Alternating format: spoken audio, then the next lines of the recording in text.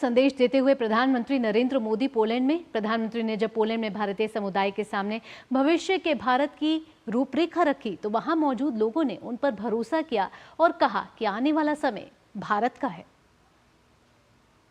हमको ऐसे लगा कि हम पोलैंड एंड इंडिया का और रिलेशनशिप बढ़ेगा इससे जरूर। और प्रधानमंत्री ने एक आगे कदम बढ़ाया, कोई नहीं सोचा अभी तक। वो जो हम इधर टैक्स पे कर रहे हैं उसके लिए सोशल सिक्योरिटी के बारे में कल एक पैक्ट होगा, सो वो हमारे लिए बेहतर होगा। बहुत टाइम से सब प्रॉब्लम्स आती थी इंडिया में ट्रेवल करने में, टैक्सेस के अंदर और भी डिफरेंट रूल्स के अंदर। अब वो सब हमारे लिए इजी हो जाएगा। और जो मोदी जी ने एक बहुत अच्छा टॉपिक छेड़ा वो था हमारे टूरिज्म को हमें बढ़ाना।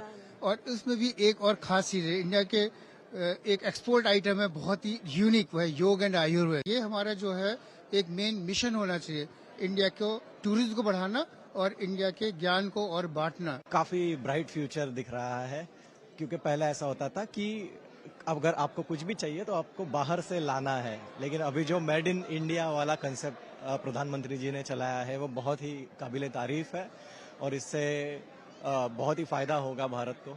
आज तक ऐसा था कि हमारी पहचान जो मतलब अभी 6-7 साल हो गए यहाँ रह रहे, जो पहचान थी हाँ फॉरेनर, बट जब से मोदी जी आए हैं तब से जो अपने इंडिया के प्रति लोगों का देखने का जो नजरिया बदल गया है, तो मतलब बाहर रह के हम ज्यादा फील कर पा रहे हैं कि इंडिया किस लेवल पे अभी है। और जो वर्ल्ड लीडर बोलते हैं ना मोदी जी को, वो ऐसे ही नहीं बोलते, he deserve to be world leader. तो अभी जो मीटिंग है उससे हम और ज्यादा इंस्पायर हो गए और उनके जो बोलते हैं हमारा भारत किस ओर जा रहा है वो और हमें इंस्पायर कर रहा है। और नो वंडर कि कल जाके भारत एक नंबर पे रहेगा, विश्व गुरु। इंडियन पासपोर्ट की वैल्यू बढ़ती जा रही है। तो ये आपने देखा कि भारतवंशी जो पोलैंड में है वो बता रहे थे कि प्रधानमंत्री की बातों ने उन्हें कितना इंस्पायर किया और इसके साथ साथ आने वाले समय में भारत किस तरह से अपने आप को विकसित करेगा। प्रधानमंत्री ने अपने संबोधन में कई तरह की बातों का जिक्र किया। उन्होंने कहा कि भारत बुद्ध का देश है, ये युग युद्ध का नहीं है, शांति का युग है। इसके अलावा भारत के अंदर विकास के जो तमाम कार्य चल रहे हैं उनका भी जिक्र प्रधानमंत्री ने भारतवंशियों के सामने रखा। कैमरामैन अंकुर के साथ Neeraj Singh, DD news, Poland. वहीं पोलैंड में दूरदर्शन के लिए तब गर्व का पल रहा जब कुछ लोगों ने कहा कि वो शुरू से ही दूरदर्शन को देखते आए हैं और दूरदर्शन की धुन मानो उनकी धड़कन जैसी है। पोलैंड से देखिए हमारे संवाददाता नीरज सिंह की ये खास रिपोर्ट।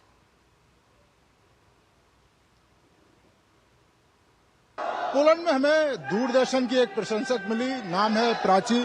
प्राची, आप दूरदर्शन के खुद जो टीम है उसके पास आई और आपने दूरदर्शन को लेकर अपनी बातें शेयर करी। मतलब क्या कितना पसंद करती हैं दूरदर्शन? दूरदर्शन इज नॉस्टैल्जिया सबके लिए।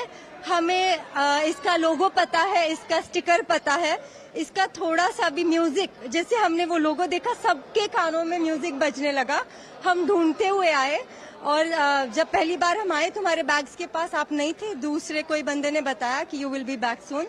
तो हम वेट करते रहे और जब आप मिले तो हमने अप्रोच किया कि बहुत खुशी हुई कि दूरदर्शन को ऐसे यहाँ पे इतने दूर आके मिलने को मिला, जो हमेशा हमने सुना है, एक इमेजिन किया है, बट इसका जो वैल्यू है, जो महत्व है, और आज जब ये मेरे घर से कनेक्ट करता है, मेरे गांव में कनेक्ट करेगा, ये जो सबसे बड़ी बात है मेरे लिए, ये मैं कभी जिंदगी में नहीं भूलूंगी। हम सब काफी दूर से आए हैं, हम सब सुबह बहुत जल्दी निकल के बहुत प्रयास करके इधर तक पहुंचे हैं, बट आपसे मिलके ऐसे लगता है अभी दिन पूरा हो गया है। दूरदर्शन इज इमोशन, दूरदर्शन सबकी दिल की धड़कन है।